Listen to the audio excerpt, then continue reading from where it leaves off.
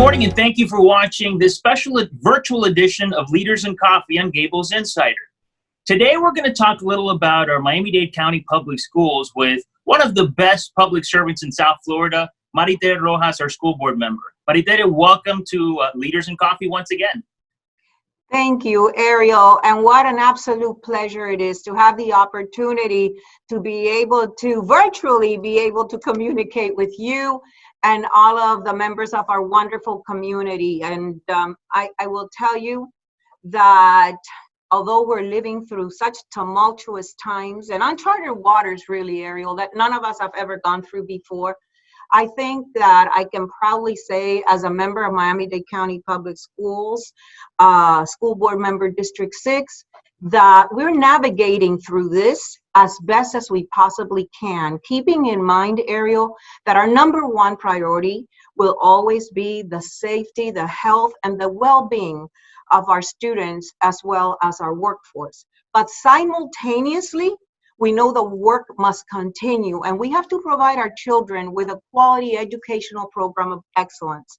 And I think that that is what we are doing right now through the distance learning process.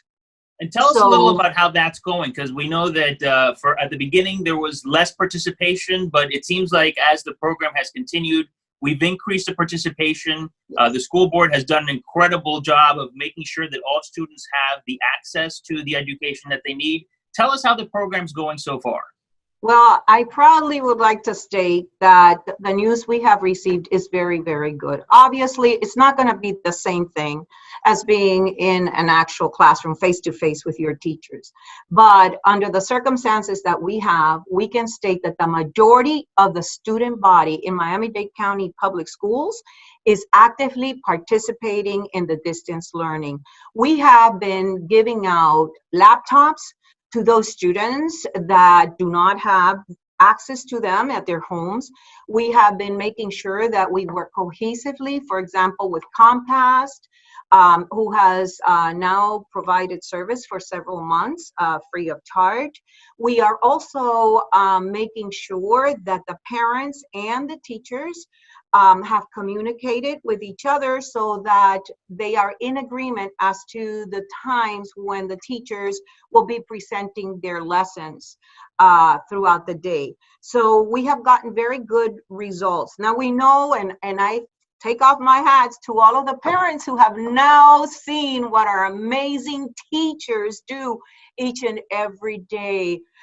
Because you've all become parents, now you're teachers. So now you get to see what our dedicated and just committed, passionate teachers do on an ongoing basis. And you're doing God's work on earth when you're teaching children. And that's what they do every day. And that's what you as parents are doing now. So I'm very happy to report that they are participating.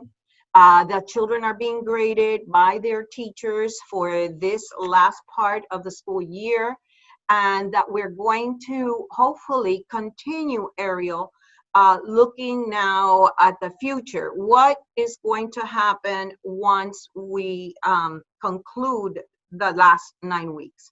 We now know that we have our seniors, our amazing seniors, those brilliant students who have been looking forward to being able to participate actively during these last days of their high school years in so many events, such as their prom, such as their trip to Disney World for grad night, and most importantly, that big day, graduation, such an important time for our children.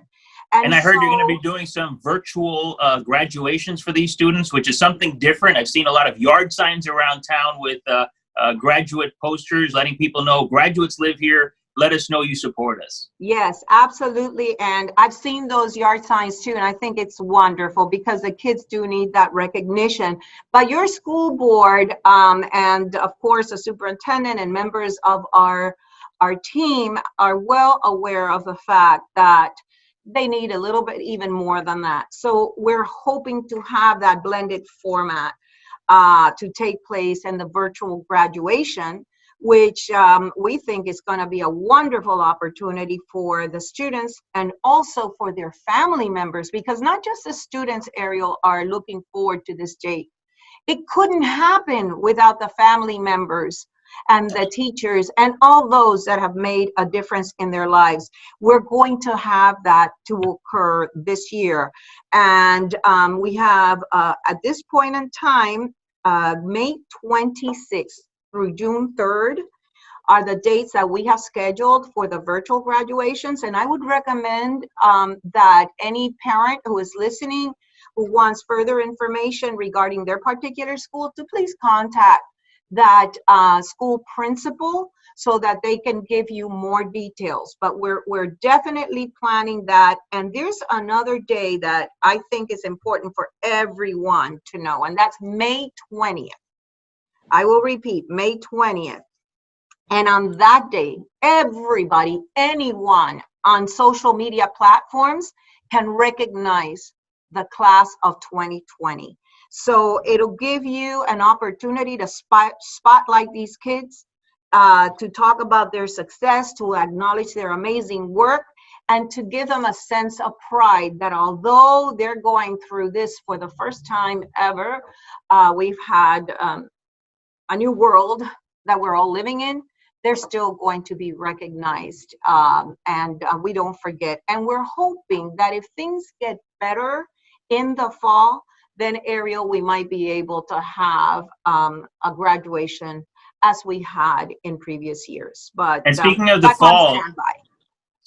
fall, I know you have a 3-phase plan that the district is getting ready for: recover, regain, and restart. Tell us about that plan and what we can expect to see in South Florida. I heard some students may even be going back to school as early as July. Yes, and it's the SOAR plan. That's what we're calling it. So it's securing opportunities for academic recovery. And this has been developed to address the needs of our lowest performing students that have a lot of necessity to be able to recover what they basically lost. And as you know, Ariel, in the summer, regression takes place regardless of whether you're going through what we're dealing with right now with this pandemic. So on top of the fact that kids normally regress during the summer because of the fact that they're not in actual school during that time, we are dealing with the issue that they've been receiving a limited hours, 3 hours per day is what the teachers are doing with the students. So this will give them the opportunity to be able to recover. We're going to have, it's a virtual academic remediation program, if you may. And we're going to include the possibility of, again, as you said, starting school on July 27th for those students that are identified as academically being in the category that we are first of all focusing on. That doesn't mean that we're going to exclude others, but that's our number one priority.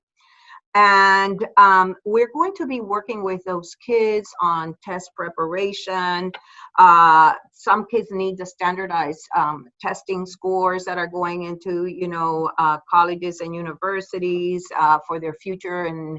And this will give them all an opportunity to engage in that type of activity. We're looking at possibly having an extended school day in identified Saturday school programs. So we have Saturday schools, but not in every school.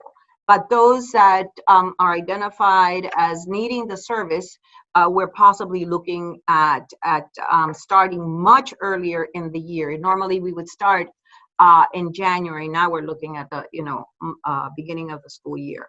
So we're looking at ways to help all those that need it most.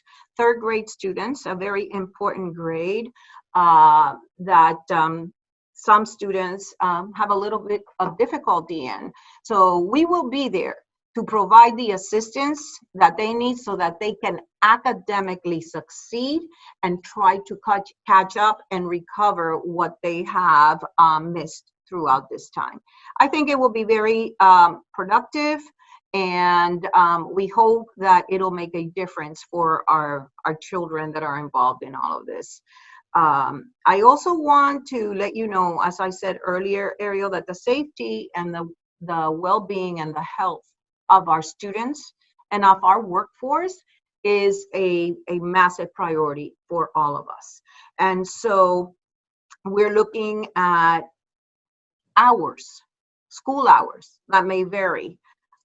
We're looking at the possibility of having to take the temperature of students if they go back to school every day, of the teachers. We need to make sure that the cleanliness is there and that we have done everything in our power to reduce the possibility of transmission of COVID-19. We're looking at the possibility of outdoor teaching, keeping the safe space of the 6 feet from each other. And so giving an opportunity for those parents that feel comfortable and think that their children are able to come back to school, to hopefully be able to do so, while other parents who might be hesitant for different reasons. Again, there may be family members with underlying conditions, or maybe they're afraid that their children might be exposed regardless, of also giving them the opportunity to continue with the virtual learning. And so these are plans that we are, proactively visiting right now. But as you and I know, there's still a lot of unpredictability, and we don't really know what the situation will be come the start of the next school year. But it is our hope. As an optimist, I look forward to seeing those beautiful faces of those kids back in school with those teachers and principals, assistant principals, and just everyone that makes this place the wonderful place that we are so fortunate to be able to say that we're part of. Teamwork makes the dream work for me, and I Absolutely. always say that.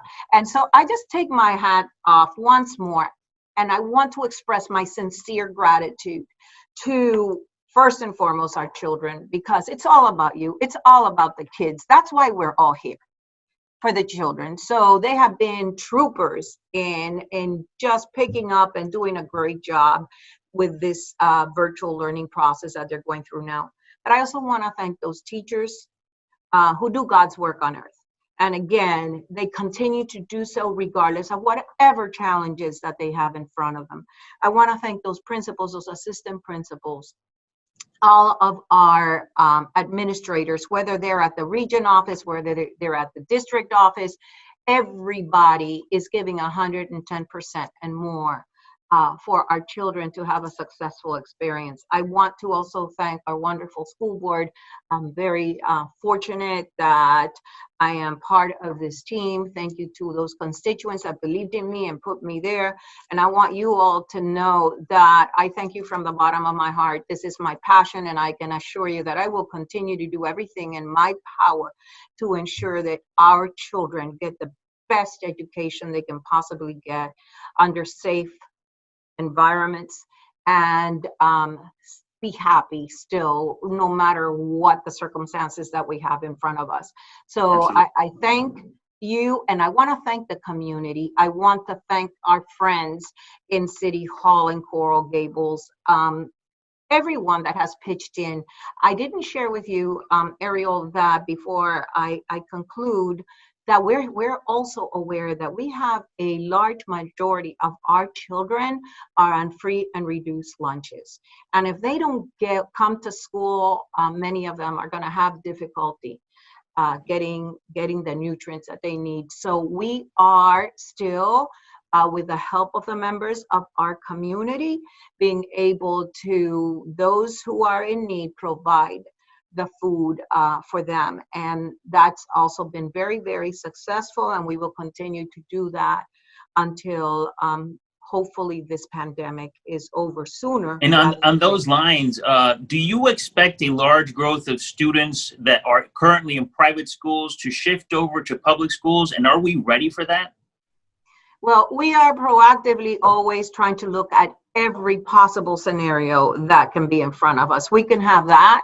We can also have, a different scenario where we have some family members that are still very hesitant to even send their kids to school or participate in large school settings that might be looking at smaller settings. There are all kinds of possibilities that are out there, but if we have more students from the private sector to come back to the public school setting, we will always be prepared. Absolutely, 100%.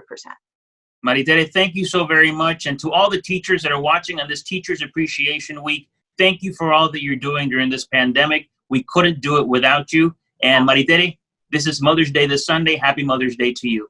Thank you, Ariel. Thank you very much. It was a pleasure. And to all the mothers in our community that are listening, a happy Mother's Day to all of you as well. God bless. Thank you all for watching this virtual edition of Leaders in Coffee. Tune in next time for another Leaders in Coffee on Gables Insider.